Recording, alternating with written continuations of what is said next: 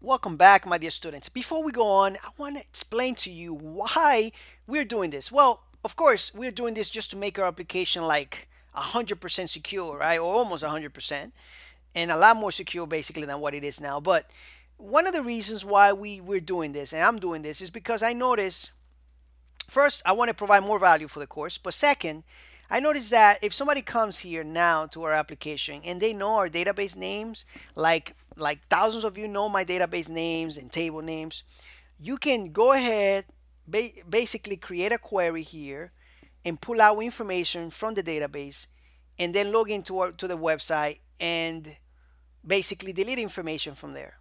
You can do a lot of damage. Hackers can do a lot of damage. So in order for us to prevent that, and we cannot prevent that with MySQL real-escape string. We can prevent some stuff, but we cannot prevent everything. With this prepare statements, we can, because it's not going to take external data. It's not going to take the external data. It's going to prepare it and then it's going to execute it inside the application. Okay, so it's going to be a different, it's going to be using a different process here than what it's going to use down below when I show you the next functions. Okay, so it's going to prevent all this stuff. It's really great. But anyway, let's continue with this. So we have statement number one, we have statement number one and statement number two. What else? Well, we don't need this guy here anymore, and we need a couple functions here. First of all, we need to detect to see which statement we're sending in. First of all, we got a couple variables, and it would be nice if we say, hey, listen, if the stmt1, if the stmt1 is ready, then I want you to do this for me. This is what we're going to be doing. We're going to be doing that for the statement number two as well, but let's do that for this one first. So we're going to say MySQLi stmt, and first function that we're going to be using for this is bind param. Okay, and this is going to take an argument. It's going to take this guy as an argument. The second argument is going to take the format that that placeholder is coming in. So we know that this format is an integer, right? So we put an I. If it was a string, we put an S. Okay, but we're putting an I on this one. Then we're going to give it the value of that placeholder, which is post category ID, I believe. Okay, and then we can just execute it, but we need another function for that. Okay, and the function is execute. Simple as that. What are we executing? Well, the variable there, stm, complicated variable name that I gave it. Okay, and now if we were inserting code or updating or something like that, this is done.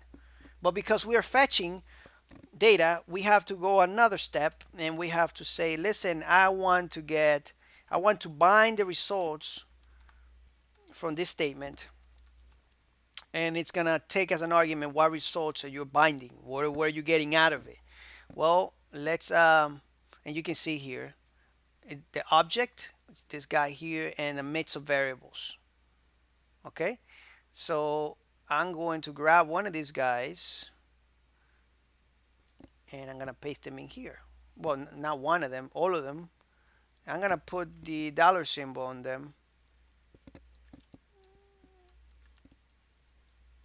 Okay, oops, that's a 4.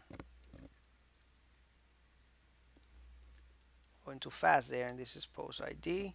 There we go. Simple as that. And then of course you close it here. We're done with this one, right? But we need an else statement just in case this is not set. What else is set? Well, we got the second parameter set. I mean the second statement. So let's do that one, okay? Just copy all this, put it right here. Now we change this to 2, and now this is going to take 2 values. First, we have an integer, and then we have a string here. So we say integer and then a string. What is the first integer? Which is, this is the first integer. What's the second one? The second one, what's a string? Because it's looking for a string as a second. So the string is going to be this guy here, published, which is a static stuff that we gave it there. Value. Okay, simple as that. Now change this to 2, and if you guessed this one too, you're completely right. Okay, pretty simple. Now we're doing this here and we got to figure out how we can do this, because we have to change this. We have to change it to SMT, STMT actually. Sorry about that. I always get confused with this name. STMT. There we go. And then what do you think it's going to take? Is it going to take number one, statement number one, or statement number two? Which statement? Well, we don't know, right? So we got to make a functionality for this. We got to create some type of variable that symbolizes both, right? That means that references both. So just in case is number one, we assign it to this variable. And if it's number two, we assign it to the same variable, because variables change, right? So just make sure that you have your semicolon there. Okay, there we go then. And now all we have to do here is get this guy and put him right here. Look at that. Simple as that. So this is looking pretty good. I want you to digest this information. And we're just going to recap a little bit. If you understood it, go to the next lecture. But we're going to recap, and then we're going to go to the next lecture. We are preparing the statement. Of course, first we start with our new function that we created a couple lectures ago. We are starting with MySQLi prepare. We're preparing it with the first parameter as a connection. The second parameter is going to be the query with the placeholders. Okay, because that's how prepare statements work. Then we assign whatever is coming back from them. If it works, we assign it to, this will come true or false. So you can put an if statement in here if you want to.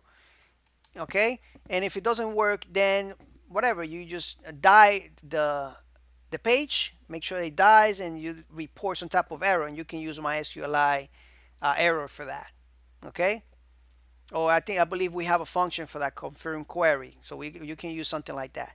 But now, guys, like I said, if you want more information about this, php.net website is a bunch more. But anyway, so we're doing the same thing for the second query here, or the second statement, but we have a different request here, because we are requesting for two conditions, with this one and this one.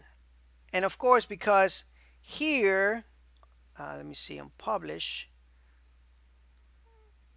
here we cannot put a string here.